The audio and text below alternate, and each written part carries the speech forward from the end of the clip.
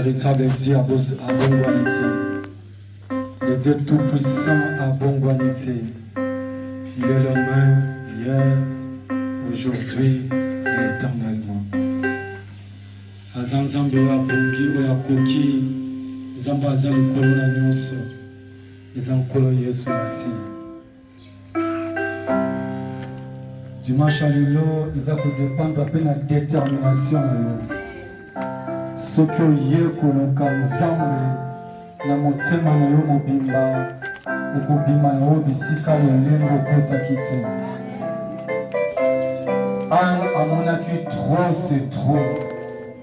Matongi apenina, kochola penina, kofinga penina, etondaki ye na motema. Ayaki misilo kolukelongi na nzambe.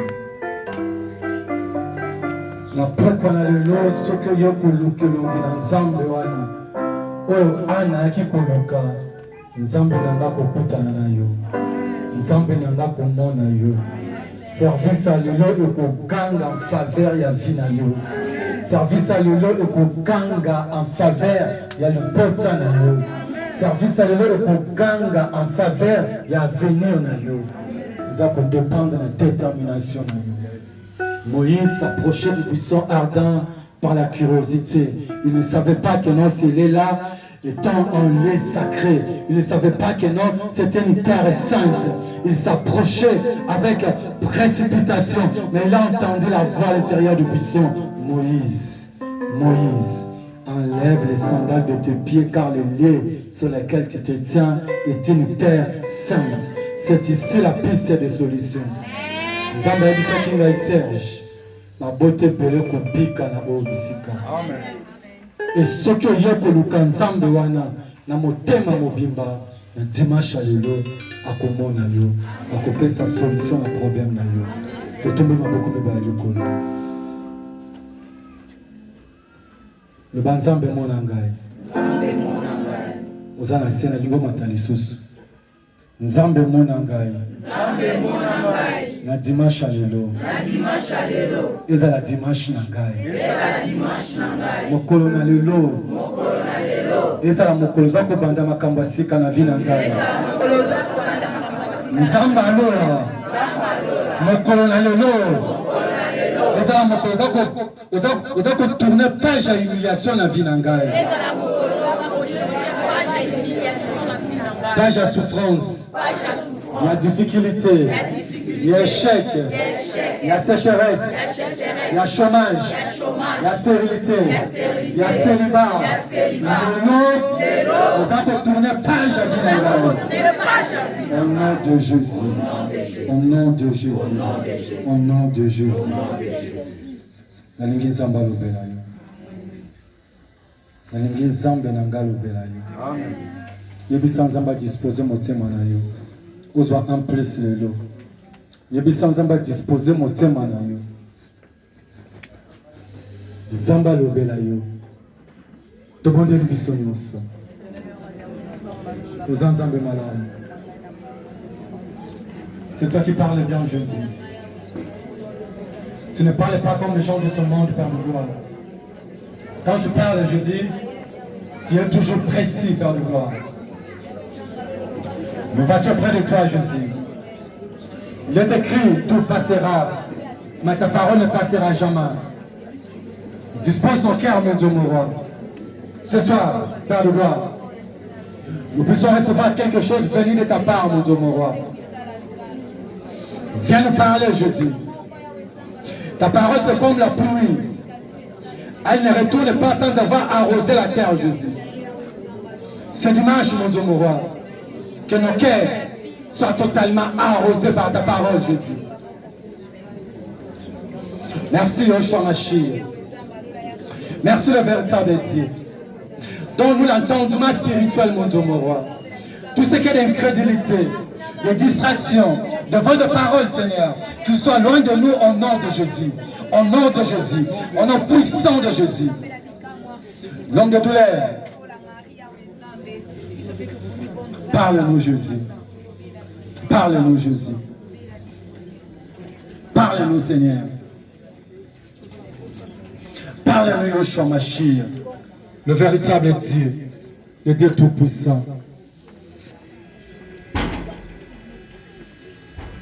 Je recommande ton serviteur que tu as sélectionné ce soir en te sentant, Jésus. Que tu puisses l'utiliser puissamment, Jésus. Qu'il soit disparu par de gloire, afin que toi-même, omniprésent, que tu apparais dans ce lieu, Jésus, pour nous parler, pour nous orienter, nous diriger, pour nous conduire, Seigneur. Sans toi, nous sommes rien, Jésus. Car l'homme ne vivra pas seulement de pain, mais, Seigneur de mon roi, de la parole qui sort de la bouche de l'Éternel. On a besoin de cette parole-là. On a besoin de l'incit de l'Éternel, mon Dieu, mon roi. Dispose nos cœurs, Jésus-Christ. Utilise ton serviteur puissamment, puissamment, puissamment. Donne-lui la maturité spirituelle. Et cela au nom de Jésus. Au nom de Jésus. Au nom puissant de Jésus.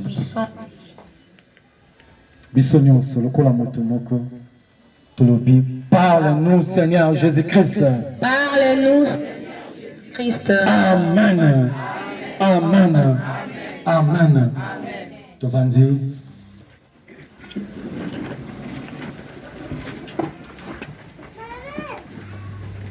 Nalingi ba nzinga ba comprendre que ba na lumière de feu baza déjà na haut bisika. Amen. Toposer la barrière d'atterre, biso toza pour avancer. Amen. Toza pour avancer. Pepa le boka mobile du polo. Pepa. Alléluia. Amen. Laisse au pepa laisser, ça branché. Banda ko pepa laisser, oza komata. Omati. Alléluia. Amen. Dans ce palais, tout s'écrit. Dans ce palais, tout s'écrit. Dans ce palais magnifique, tout s'écrit. Attendez pour le verre de verre, le Seigneur, le prince de la paix, le don de la tribu de Juda, le père brillante, le matin, le soleil levant, afin de cacher la terre angulaire, de rejeter la postérité de David, et Narcisse de Saron. Bêta ma boca bien, bêta l'entend de ma boca bien. Nathalie Soussou Bakita Soussou Maboto, Katandele Pate Matabongo Zambelanga, Abanda Komona Yo, Katandele Pate Matabongo Zambelanga, Abanda Komatisa Yo, Katandele Pate Matabongo, Zambia na Yo Abanda Kofoya, Katandele Pate Matabongo, Ota la Motika Simoki Ete, Katandele Pate Matabongo, Ona Tisayola Yota la Yo, Katandele Pate Matabongo, Zambelanga Sana Kamapre, Nicola Villa Yo, Katandele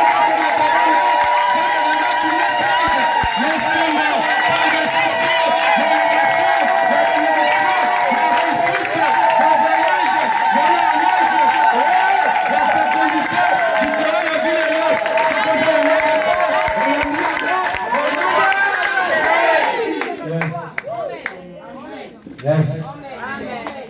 Pourquoi lui c'est la pourquoi gloire. La gloire. La gloire. La gloire makasi. Tulikitoa musali na zamu.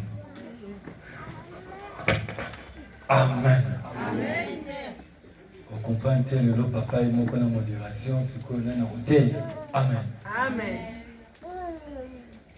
Amen. Biso ba format qui biso. On donne ce qu'on a. Amen. Biso pe tozawana pona ko former. Nakoika kukamasha pona ngai mo côté. Amen. Bazabana toza ko former. Mais nayebi ke nzambe alliance na ngai. Amen. Akoloba kati na ye. Amen. Amen. Moke ti motakoma kana maturité. Moke ti motakoma pe na perfection. Moke pe nzamba sala kanini atombolaka. Amen. Nzamba atombolaka. Amen. Biso nyonso tobandaki bongo. Nalingi kozala branché. Amen. Tango mosala nzambe aza koloba na obisika. Ebika koloba bien. Amen. Koloba bien. Tumtoya mosali na nzambe. Quand on bengi sa frère na biso Eric tangaza kupusana tutelemi likolo tunaingia na maboko ya kasi.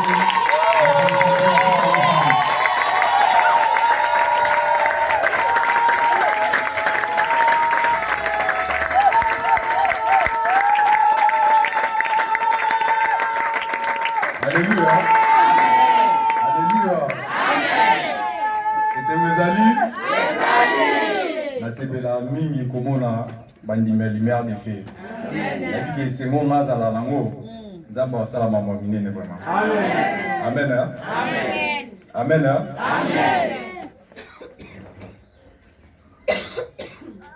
Ça va? Merci Nzambe, merci pour la journée le dimanche. Pour l'opportunité, Nzamba Bessinga, pour la télématique, pour peuple naï, pour la théâtre du Lobanaï. La PCP, papa, merci pour la confiance au PCP, pour la main. La PCP, nous tout merci. Nous tout aussi, ma colocate, n'est pas vous à la bénie. Tovandi, na kombo na Yesu. Alléluia. Rolandana, Rolandi, l'explication, tout est pas papa. Rolandana, calmement. Pourquoi les lots, yo mutoche ma colocate, n'est pas vous à béni. Amen. 2021, ils ont dit que nous avons fait la norme à Kassi. Pour la monde qui a passé la maman minée, les Katina Biso. Amen. En tout cas, merci pour la frère Nickel, pour la mercredi passé. Dinga lobaki ceux que m'ont dit makamuzo les pelayo, tombo la mission du colo. Merci pour la pasteur Trésor, Aïchaki Biso en 2021, prise de conscience. Il y a un moment où on a télémilelo pour la Moussala Nzambe. Merci pour la papa, na matia kitoko, on a été Biso et coaching. Alobaki Yesunde les bons bergers. Amen. Basa il n'a pas berger, basa mais Jésus n'a pas les bons bergers. Amen. Parlant de la tiraki, thème nanga pour la matière coaching. Où tous allons dans la séminaire Katinesika. Amen. On donne notre à vous eux comme bien. Amen. Ça va. Vous allez connecter. Na komisi Nzambe na journal lelo tango na ye na koma mutaliboso a na kuta basia a na kineki pembeni boy na bitela méditer na sambela. Mais eloko monza basalinga non lumière de feza Nzambe. Amen. Tango nazo sambela na moni Nzambe kolongolela mbana ye olatisanga. Amen. C'est que gloire Nzambe za makasi kati nesika. Amen. Yo oye kati nesika oza béni. Amen. Thème nanga lelo sans plus tarder pour na wele la air papa pesi na minute mke. Thème nanga lelo ezali la volonté parfaite de Dieu. Yariti na sepeli omona o osuna pour la lecture. Tout élemi pour la parole Nzambe. Yariti au sang de son psaume 127 verset 1.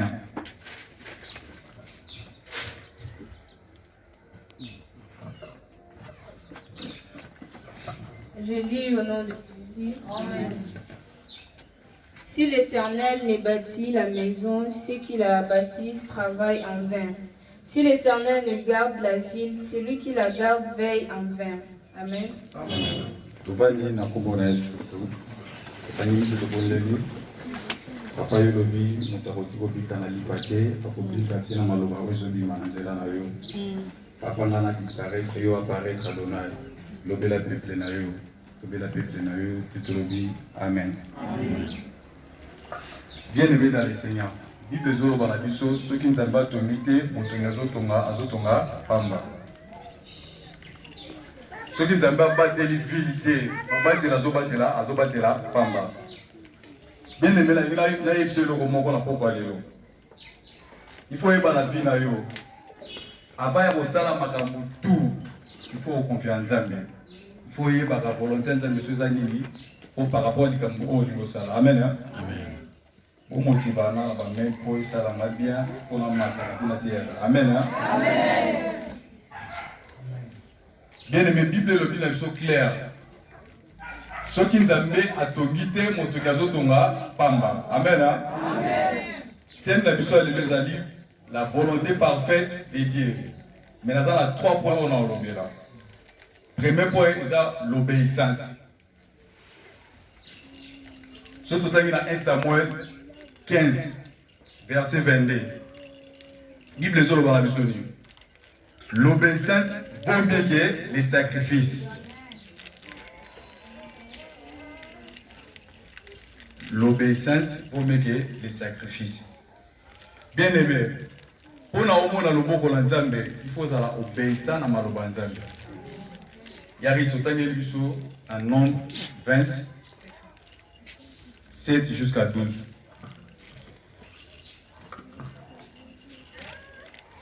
Dans la minute muke na loba muke pour papa il fasse la service.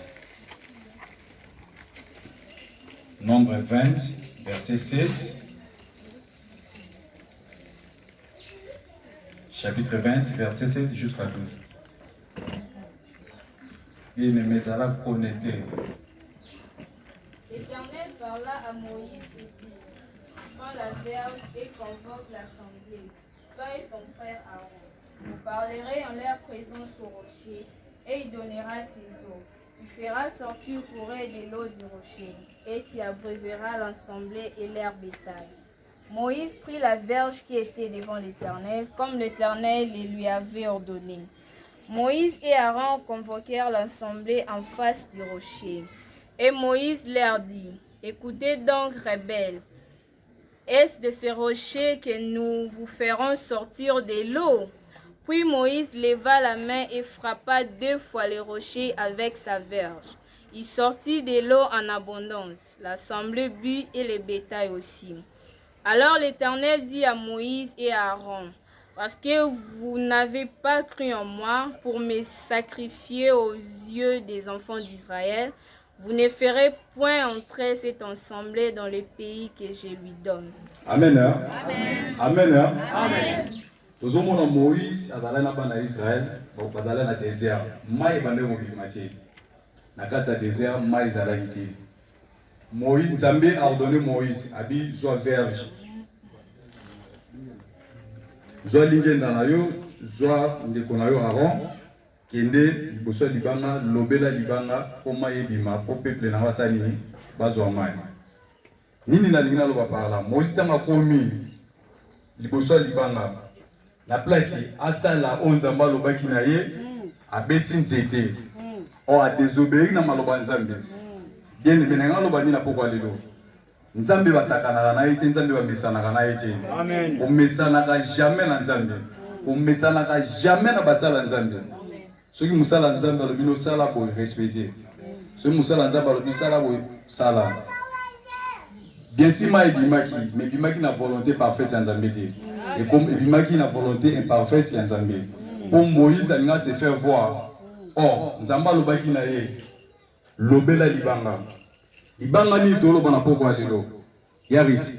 Tangela na Deutéronome 32 verset 4.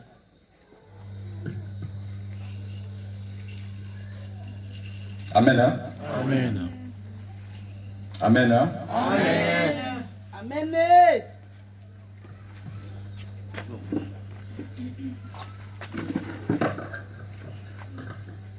Il est le rocher, ses œuvres sont parfaites. Il est le rocher, ses œuvres sont parfaites, car toutes ses voies sont justes. C'est un Dieu fidèle et sans iniquité. Amen. Amen. Alléluia. Amen. Oh, moi on a dit il faut comprendre la tani dosage. Na kata désert. Oh, ils allaient sur tenter que verge ça la musala na ho. Tu comprends na tant que il faut s'adresser na libanga, fait que libanga ça la nini et puis ça mai.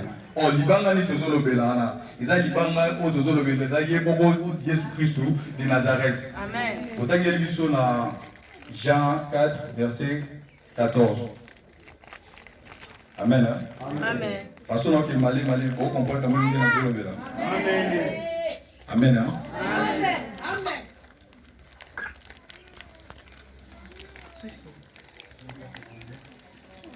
Jean 4, verset 14.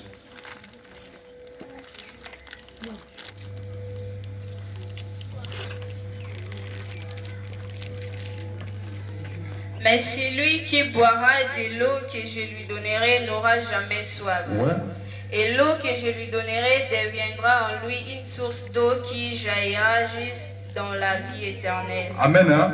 Amen. Désert on a olobela ezali. Tant situation ozo passer dans mon siko. Désert on a olobela siko. Tant pas problème oza nango. Or problème oza nango, pose solution nango, s'adresser seulement à libanga, libanga ko so mai. Bible zo lobana biso boy. Yesu akutana kina femme samaritaine, abi pesa na mai na mela. Femme samaritaine a le binae, biso na bino ba juif to yoka na ati. Pour nous à la bref. Yesu alobi mai ngana ko pesa yo, eza mai oyo ko pesa vie. Ok, okoma source na vie na yo mobimba. Ok, na vie na yo kozanga lisusu mai te. Amen. Hein? Amen. On dit na lo babo tokoma. Amen. O connecter nga. Oh, na kati ya désert, Nzambe ayokaki kolela ya bana ya Israël. Mai ezalaki te. Aordonné na Moïse kende zwande kona yo Aaron zona lingenda na yo zala liboso bana Israël bo s'adresser na libanga reboussa mai. Tandis que Moïse na place ya sali la cité de l'Éternel a saleli sentiment na ye. C'est pour cela Nzambe akoma ina kanda. Na vie kolinga to pesa Nzambe kana la vie na yo. Amen. On Nzamba lubino sala respecter ça ya mo. Ko sala kama na volonté na yo mo te. Atozo préparer événement moko boye. Ata pozo préparer loko moko pour ta voyage associé Nzambe na makambo na yo. Ibezolo bana biso. Soki Nzamba tongite motonga zotonga pamba. Amen. Amen. C'est simple. Nzamba lobi s'adresser na libanga. Libanga otolo bana poko alelo eza Jésus-Christ de Nazareth. Na poko alelo problème oza na ngwana. Bikambo oza na ngwana. Oza na méthode mususu kozala te. Eza kaka ke oyo ba eloko moko na libanga bimisa mai epesa yo solution na problème oza na ngo. Alléluia. Amen. Amen. Baloba l'eau c'est la vie. Baloba l'eau c'est la vie. Problème oza na ngwana, et problème oza na ngote. Et peut-être oza problème à musala. Peut-être oza problème à libala. Peut-être oza un problème moko ezo déranger na bil kamuni oza na ngote na poko alelo. S'adresser seulement à libanga. Libanga ebimisa mai et puis sa solution na problème oza na ngote. Surtout dans le Nombre chapitre 22. Ezalaki na roi moko boye. Amoni bana Israël entouré comme les Balak entouré pays nae atini ba serviteur nae alobi bokenge la balan et que baza makasi bokenge la balan aya ko amonter peuple on ba serviteur ne ba kendeki pa balan azalai musala Nzambe habité avant que défendre toute la volonté ya Nzambe ce qui Nzambe akoloba na ngani Adibola la na volonté ya Nzambe. Tuni Nzambe alobi kokende te. Na tongo a signalé basali ya Balak. Abisi bango alobi Nzambe la bi na kende te. Basali bake pa roi. Balak abisi ki Balaam abi moiti akende eza te. Balak alobi bozonga liso bakisi su nombre de personnes bazonga liso pa Balaam. Bazonga li Balaam. Abi mokonzi na bisa lobi boye soki oye akonorer yo akosala nyonso toza na ngo bosenga Balaki abi tola na tuna volonté ya Nzambe lobi kende meko modi bana Israël te nini na lingina loba parla biloko mususu na biso Nzamba boy so lobi tika ko forcer ka Nzambe te soki Nzamba lobi te Balaam akendeki deuxième tour ba yakiona ke amati likolo mpunda tant bazo kende boy moi jelu abimi or déplacement Balaam era okende pa Balak ezalaki lisusu na volonté parfaite ya Nzambe te ekomaki na volonté imparfaite ya Nzambe. Amen. Amen. Angelo abimaki tanga bimasi ni mopanga mpunda atelemi Balaam apesi mpunda 3 fois. Nzambe apesi maloba epa mpunda. Mpunda lobi ozobeta na bongo pona ni. Ozobeta na bongo pona ni 3 fois. Nini na lingina loba parla. Na volonté parfaite ya Nzambe. Sozo sala makambo selo volonté ya Nzambe te. Okoya kolobisa biloko mususu na vie kanaka koloba te na bomo na yo. Bien aimé, salela ka volonté ya Nzambe. Salela ka volonté ya Nzambe. Osala ka volonté te osalelo par sentiment. Balam, lokola yoka ki bazo honorer. Yango insiste ke pa Nzambe. Nzamba ndime ko ndima Nzambe zalaki na volonté parfaite na ide. Bien aimé, tango mususu na vie na yo. Ba ibiso ke nzelo zo ke ndewana za nzela mo mabe. Moi sozo la nobe mbalo zo landa na aza mubala vie na ote. Na yebeza na musali mo na otanga kombo te. Isakole bimage, moi si on a za moi sa vie na ote. Mais ayoka ki ainsi dit l'Éternel. Mais aza musala Nzamba nguya. Mais moi si on a lelo akoma numéro 1 ya kondisa ministère na ye. Bon ami, asali la volonté parfaite ya Nzambe te. Bien aimé, il faut faire attention à la vie. Kolingaka te na vie olobisa biloko oyi kanaka te loba na vie na yo à cause ya kosalela volonté na Nzambe te. Amen. Amen. Modèle na oloba na komokoma. Nzamba pambola yo lobi amen. Premier point na eza obéissance. Bible ezoloba na biso l'obéissance vaut mieux que les sacrifices. Or, papa Nzamba pambola na matia coaching. Oh, mutu aza coaché, il faut obéir, pas mutu aza coaché. Pour rester dans la vie. Si vous avez coaché, ça c'est pas l'obéissance. Au monde, on a beaucoup de choses. Deuxième point, c'est la pratique. Yarit, autant qu'il y a le sur Deutéronome 8, verset 8. Deutéronome 30, verset 8. Amen. Amen. Service à l'élo, libang ezakati na bisora. Nzambo alati singa lamba na ye. Mais que gloire na ezakati na bisora. Il suffit que vous allez connecter. Nzamba lobi na mutu moko na poko lelo. Ezatanga walingenda te, ou ezatanga balwa te, s'adresser seulement na libanga. Libanga bisa mai. Mai oyo kaukate, mai oyo ko umela et comme ça source de vie. Amen. Amen. Merci. Amen. Et toi, tu reviendras à l'Éternel. Tu obéiras à sa voix.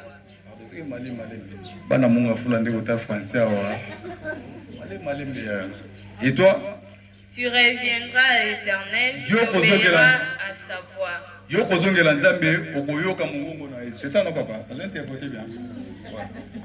Et tu mettras en pratique tous ces commandements que je t'ai prescrits aujourd'hui. La pratique. Amen.